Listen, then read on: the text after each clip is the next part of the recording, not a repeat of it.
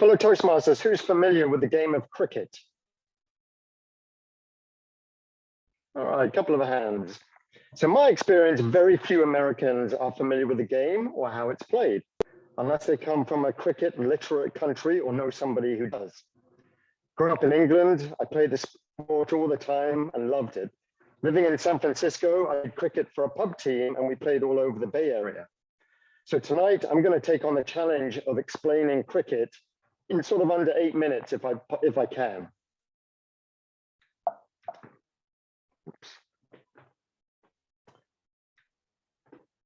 So a good starting point to understanding cricket would be to look at the background of the sport. So it was invented by the British, as they did with many sports back in the time, with football and darts and rugby. It's played by Commonwealth countries, so the likes of England, India, Pakistan, Australia, New Zealand, West Indies, but also countries like Afghanistan and Bangladesh and Ireland.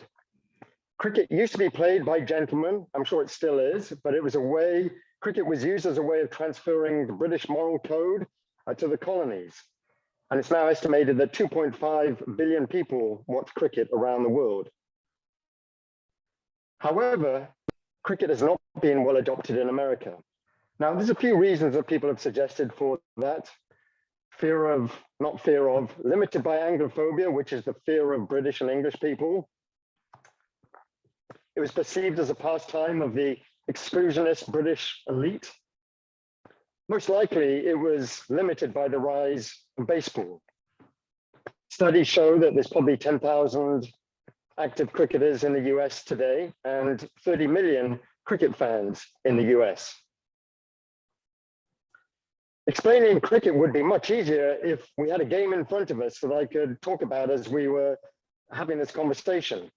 My goal tonight, though, is to just talk about some of the basics. And as I do that, in many of the situations, I'm going to draw comparisons with baseball for added context.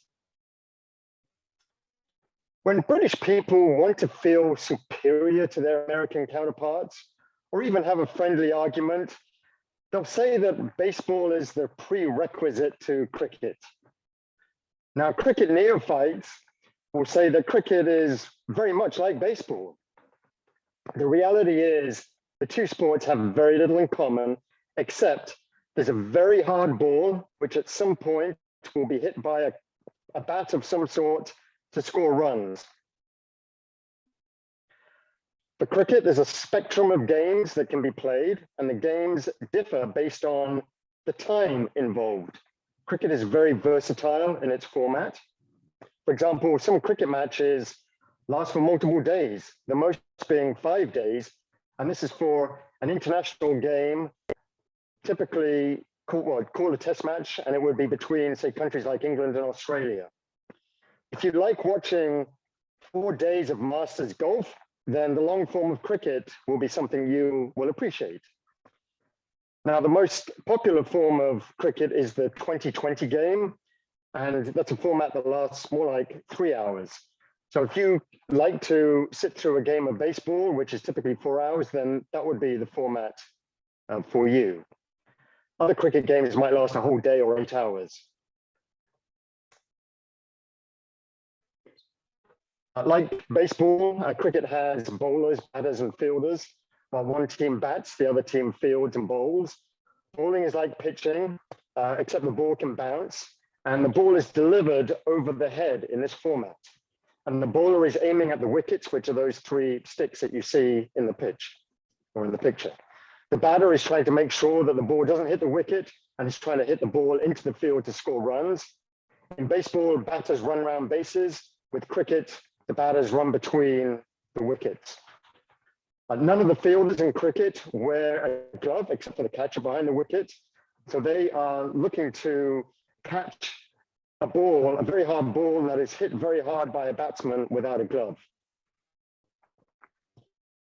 In baseball, the game is played on a triangular pitch with very specific lines that dictate play that's in or out. And there are typically 9 positions. Cricket fields, in contrast, are oval in shape. They have a strip in the middle that's called the pitch, where most of the action happens, and they have an outer boundary around the field. Batters and bowlers do their stuff on the pitch, that small strip, Fielders are distributed strategically around the field. Cricket has dozens of positions, so fielders are positioned strategically based on if you want to attack or defend the batsman. The batter can hit the ball anywhere or in any direction across the field. Unlike baseball, cricket has two batters that must be on the field at the same time. Only one of them faces the bowler.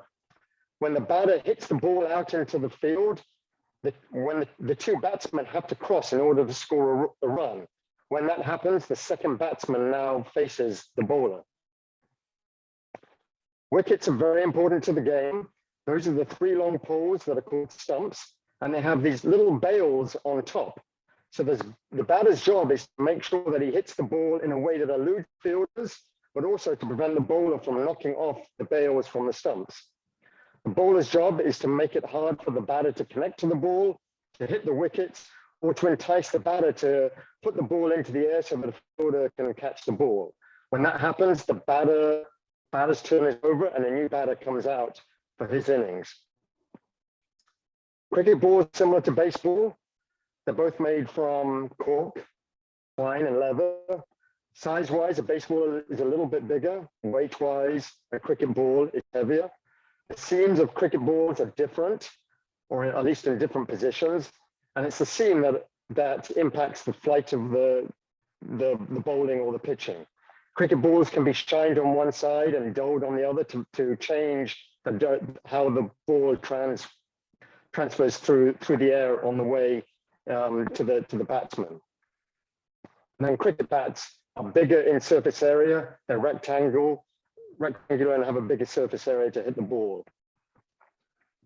A cricket team or a score is portrayed in terms of the number of wickets that have fallen in relation to the runs scored. So in the scoreboard up here is a total of 224 runs that have been scored and 5 batsmen are out. That's the 5 wickets. Depending on where in the field the batsman hits the ball, he could score 1, 2, 3, 4, even 6 runs. If he hits the ball to the outer boundary, he scores 4 runs. If he hits the ball over the boundary like a home run, it would be 6 runs. Typically, scores can get into the hundreds, so 200, 300, even up to 600. And the batter will stay in as long as it takes until he is out. And sometimes batters can be out first ball, which is not a very nice experience because now you don't get to bat again. The scorecard will hopefully clarify everything we've talked about. This is a scorecard for a 2020 World Cup game that happened today between England and Sri Lanka. England batted first. They were given 20 overs, which is the equivalent of 120 pitches or bowls to score as many runs as possible. You can see the runs contributed by the players on the left-hand side. England scored 163. They lost 4 wickets. You can see the bats either bowled out or caught out. Butler was the top scorer with 101, and that included 6 times that he scored 6 runs and 6 times that he scored 4 runs, hitting the boundary.